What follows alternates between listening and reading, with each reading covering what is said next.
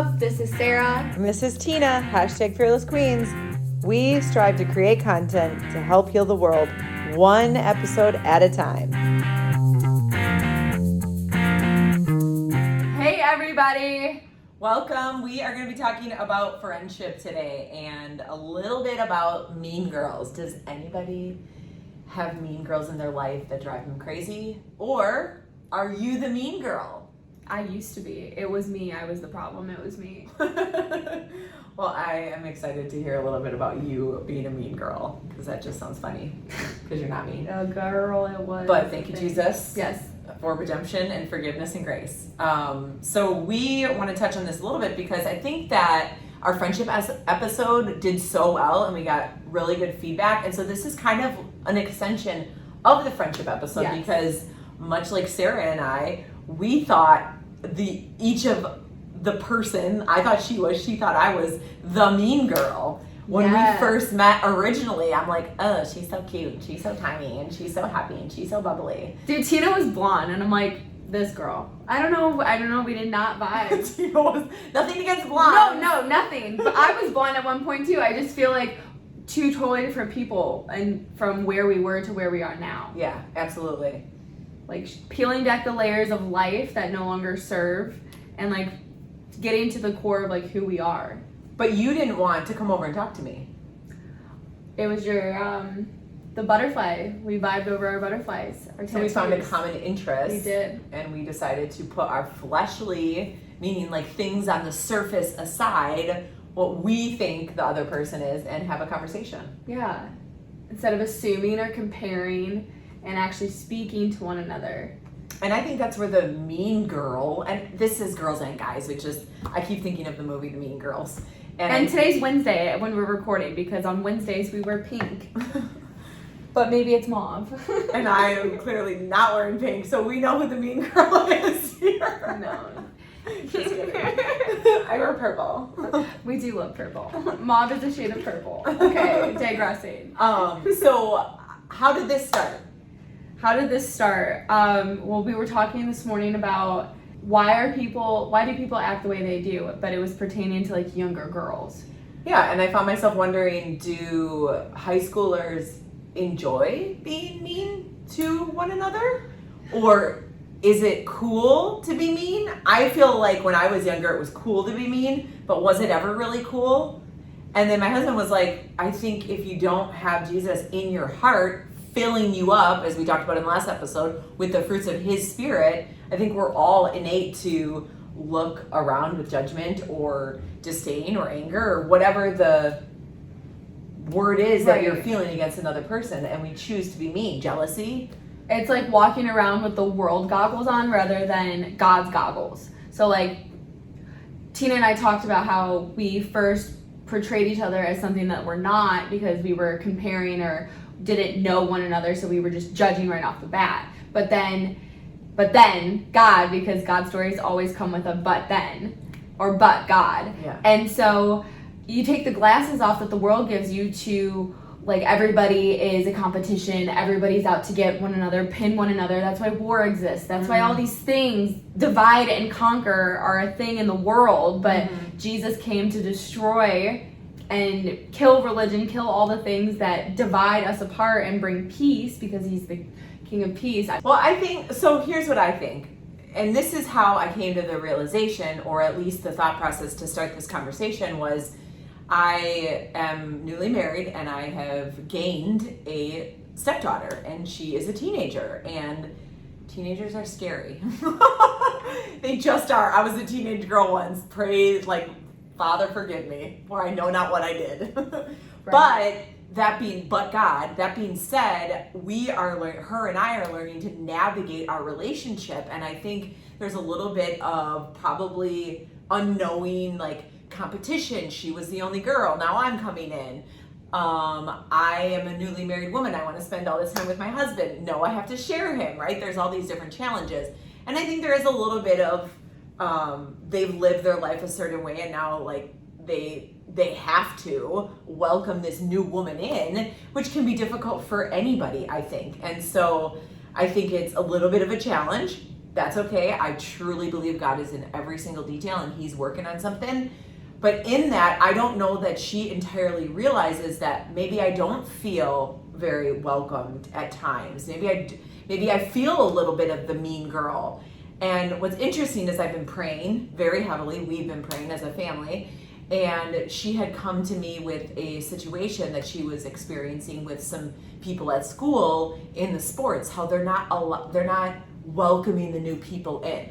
And it's really difficult to be cohesive as a team when they're not welcoming the new people in, because they've already established this is how we play. This person stands over here, this person's over here. Maybe it's not a mean girl thing, but in a sense, you don't have to outwardly be mean to be considered mean. Like, there's a new person. Do you welcome them in, or do you allow other people to kind of be rude and short with them? So I think that's what kind of spiraled for me to think about, like, was I ever that mean girl? Was I ever the person who didn't let somebody in? Who maybe didn't say anything mean, but also, like, didn't stop it? So you can only give somebody what you give yourself.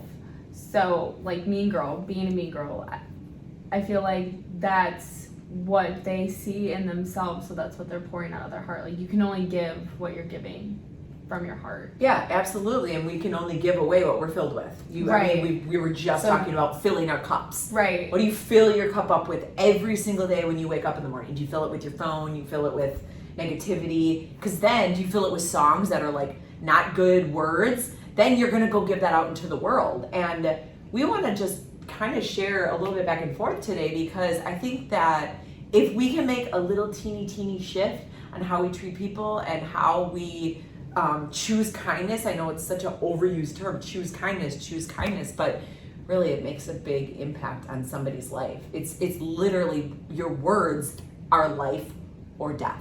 Right. It is. And it's crazy to think about, because you're like, oh, they're just words. Sticks and stones may break my bones, but words will ever hurt me. They do hurt. Yeah.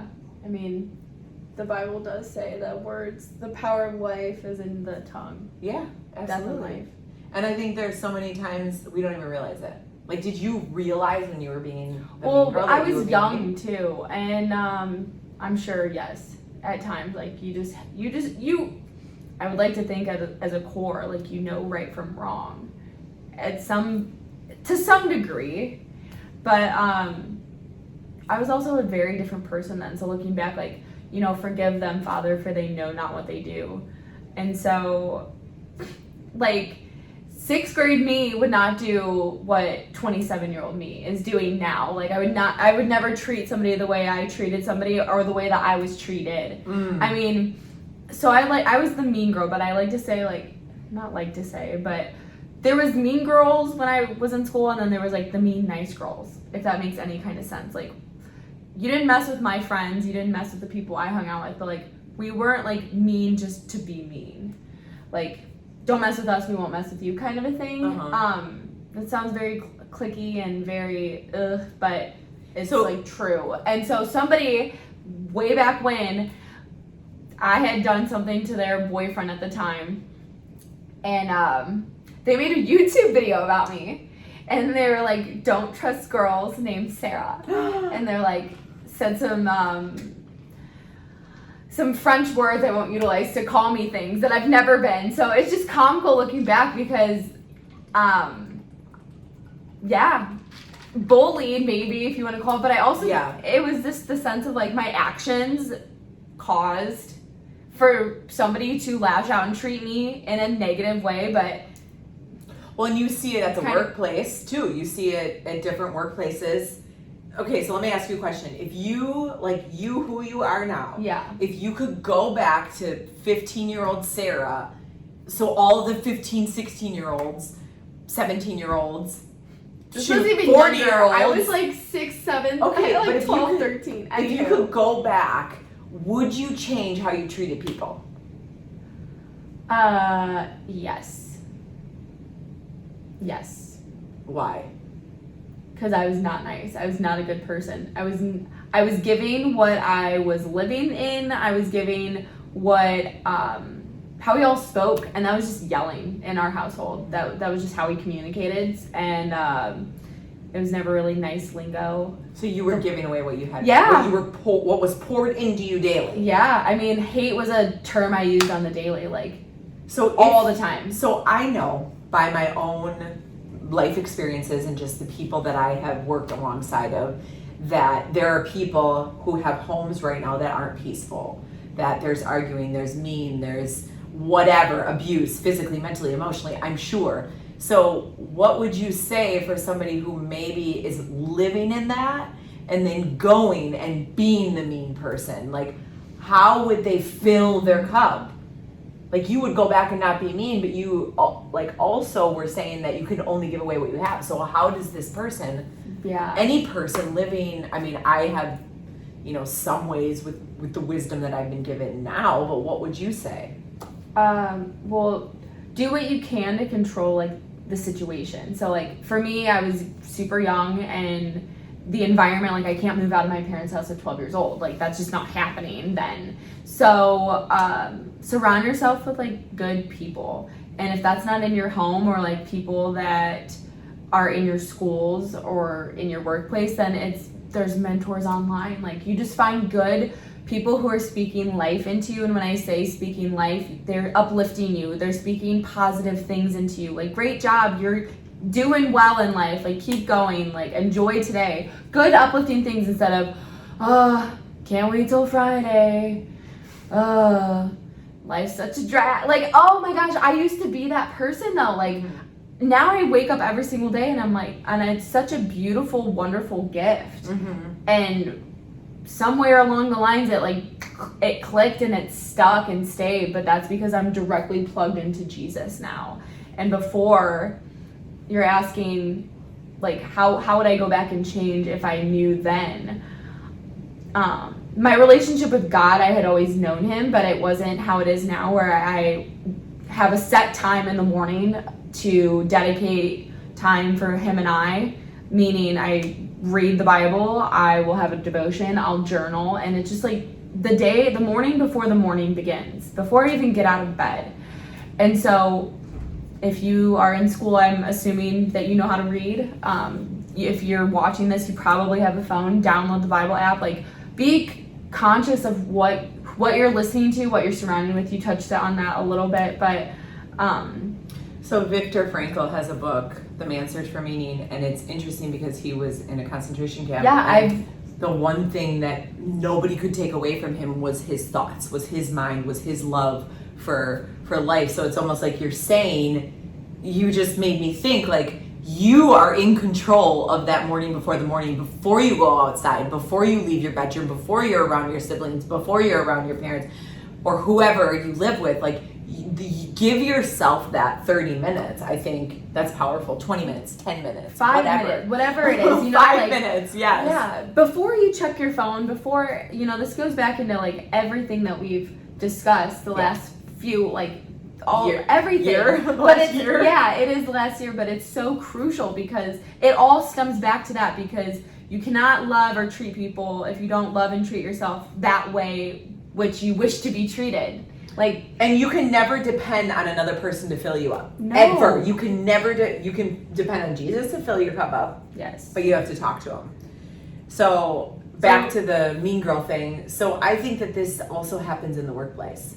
Like, it's very predominant in the workplace, and two people think the other person is the mean girl, and really it's a lack of communication and assumptions and not speaking directly. And it's that nowadays you can just do it over the phone. You're hiding behind screens. It's not a direct communication line. I think radical honesty is needed, like, badly. No matter how awkward it might be, just leading with radical honesty. That's how TMI, or, like, honesty, like, that's how I've been living this new dating life I've been doing. And as weird and awkward as it can be to be radically honest in the moment, there's no shame, there's nothing, like, my hands and my side of the street is clean. Yep. Because and you're not considered the mean girl to the guys. Yes. As well, which there's, like, the society is like, oh, all girls are this and all guys are this. No.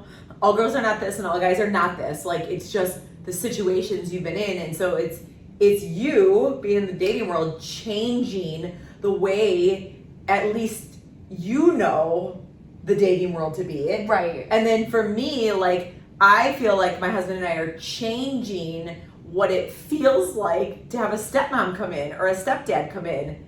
Like, I mean, look at all the Disney movies, the evil stepmother, the mom's dead, the dad's gone. I can totally talk about that topic because for a little bit in my life, I was a stepmom. Like, I had the title of a stepmom and a wife, but without like the actual title. You know what I mean? Yeah. If that makes sense. And so that was a huge thing. It's a stigma and like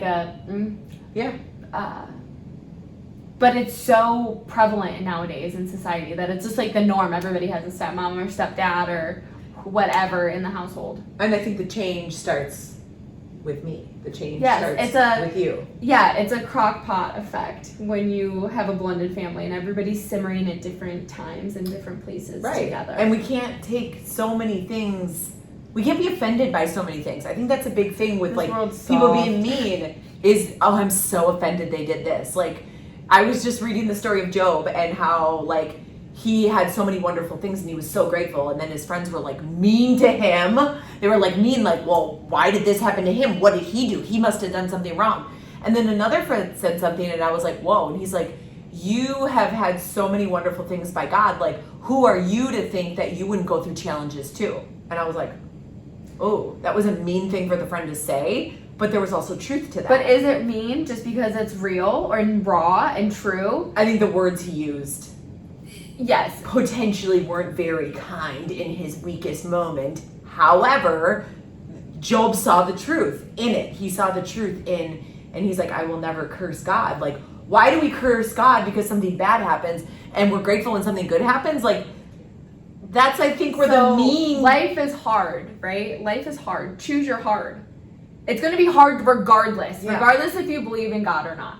So wouldn't you rather have the creator of everything, of the entire planet and universe, and you on your side rather than not? Because doing life alone, and that's where this all, like, take the goggles off that the world provides and put the goggles on that God provides to see people how he sees them. Mm-hmm. How we should see one another is how we see ourselves as love, peace, joy, truth. So if you can't step back and see yourself in that way, you gotta look in the mirror, and because you are the common denominator everywhere you go. Yep. So it doesn't matter what, like, your work people, any relationship that you're in, dating wise, marriage wise, all of it. And everyone is living their life according to their previous however many years. And so you come in and someone maybe says a certain thing or acts a certain way and you immediately get defensive. But they have no idea what you have gone through to trigger that. And you have no idea what they've experienced for them to say that. It's So who starts the trajectory of kindness? It starts with you. Right. You have to be the change that you want to see in the world. And I think that's so cool. I would love, before we go, I would love for you to share the true stories about your, she works at a store in town.